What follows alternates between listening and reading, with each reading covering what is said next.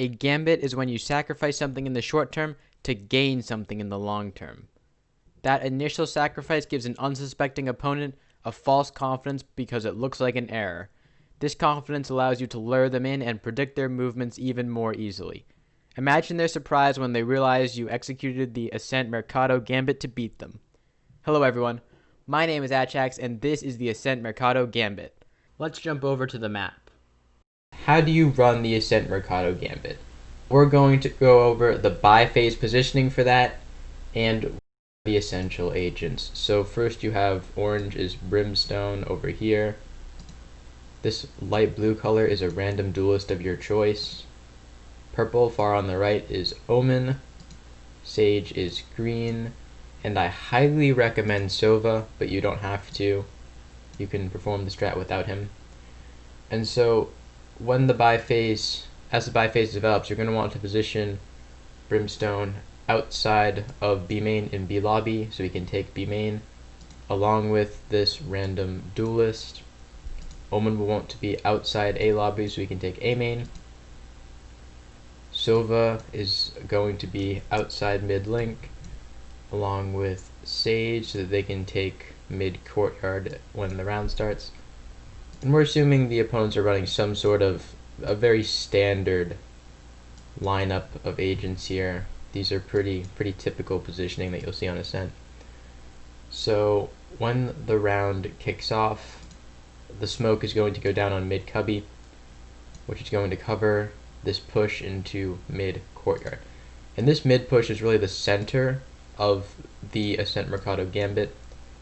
So that is going to be the first step, is going to be taking mid. And along with that, Brimstone is going to push into B main, and so is this random duelist over here. He is also going to push into B main. You just want to hold B main for a while there, and then Omen is going to push into A main and clear it. And that's going to be what your positioning is in the opening maybe 5-10 seconds of the round. Now, most of the time, the defenders are actually going to try to hold mid as much as they can. And so Sova and Sage are actually going to push into mid-bottom, and they're going to try to take any kind of duel here. And hopefully they're just going to absolutely run this guy over because Sova and Sage are so good. And if Sova should go first. If Sova goes first and he goes down, Sage should trade him one way or another. You're probably going to get this mid-frag. And when that happens, you can start progressing your way up middle. You're going to put a lot of pressure on mid-market. And now there's a couple of situations that you could come up with here. So conceivably, with your random duelist, you can sort of peek mid-market here without peeking B site or back of CT. You don't want to give away your position in B main this early, so you should have walked up to this point. So they shouldn't know that you're in A main or B main, but they do know that you have mid now. And I would highly recommend that you smoke off about here for now. Just a quick smoke for now. And progressively you should be re-smoking. Omen should be re-smoking catwalk.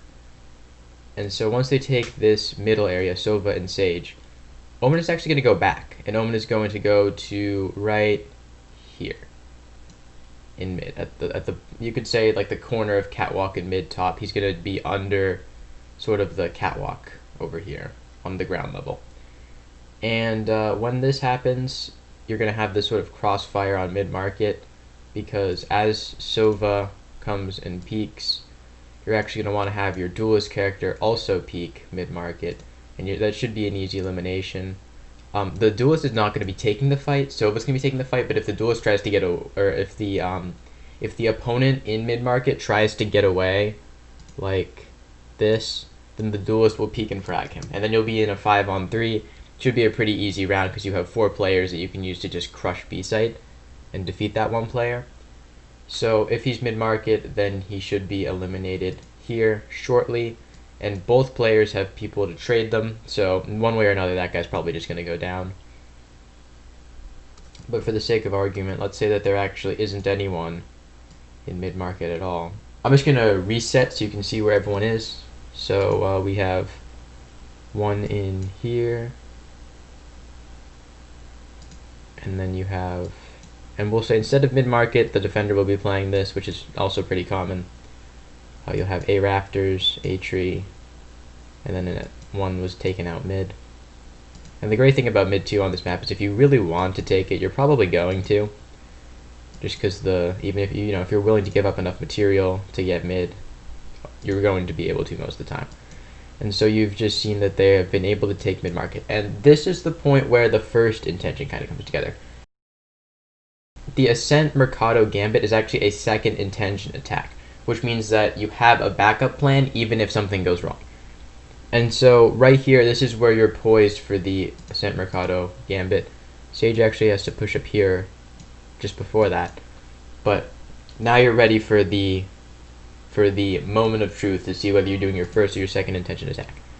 Almost always, there's going to be a defender somewhere, whether it's right here, whether they're here, or here. Someone is going to be watching this B main area. And so your random duelist is going to run out with the spike right about here on the far side of B main, and they're just going to take a fight and completely commit to it. And if they win the fight, if they eliminate this player here, then you have a 4-on-1 on B, and that's when you have so much pressure on the site and you can attack from 2 different directions on one player. That's fantastic. You can just run at him and you should be able to take site most of the time. And then that would just be your first intention after plant. Omen rotates up through mid, and you're in a 4-on-2, hopefully 4 to 5-on-2 situation with an after plant, which is great. You should win that round like 99% of the time. But let's say that that's not how it goes. Instead, the random duelist goes down with the spike in B main on the far side of B main where the opponents can watch it. And that's the goal. You actually want them to be able to watch it. At that point in time, then it's time for the Ascent-Mercato Gambit, because when the spike goes down, I don't think it's too far-fetched to propose that these guys will try to rotate. Right, when the spike goes down, you almost always want to rotate. And so this is where Omen and Sage come in. Sage is actually going to wall off CT spawn, so that the defender has to break it, jump over it, go around it. But if they go through CT spawn, Sage should know and should get a free frag with it. So that's pretty easy there. And then this is where Omen comes in too. In case that these players wanted to flank behind, he pushed A main at the beginning to make sure they didn't at the beginning.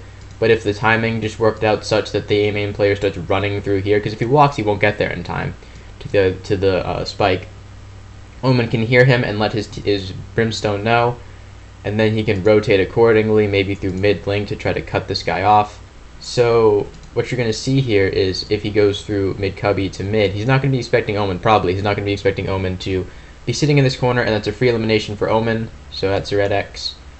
And then if he breaks through the wall, Sage should be able to eliminate him. If he breaks through this wall, jumps over it, she'll know. So that's 2 eliminations, because you've noticed that with Omen being able to hear this area right here, watch actively this area right here, and Sage watches actively this area right here, you've actually trapped the defenders, but they don't even know that yet. They don't know where you are.